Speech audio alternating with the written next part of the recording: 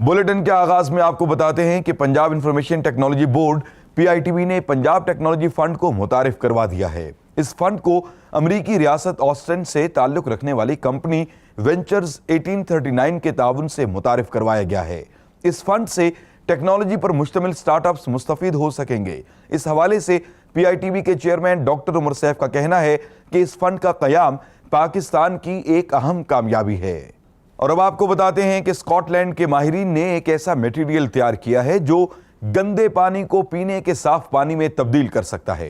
ये मटेरियल दरअसल एक खास किस्म का पाउडर है जो सूरज की रोशनी को इस्तेमाल करते हुए पानी को साफ करता है। बताया जा रहा है कि ये मटेरियल सस्ता है और करोड़ों लोगों को पीने का साफ पानी मुहैया कर सकता है।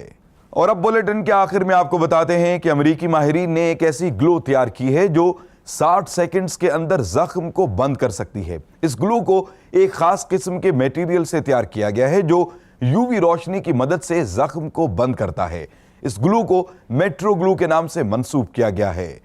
इसके साथ ही MIT टेक्नोलॉजी रिव्यू पाकिस्तान के न्यूज स्टूडियो से अपने मेजबान GM शाह को इजाजत दीजिए। अल्लाह निगहबान।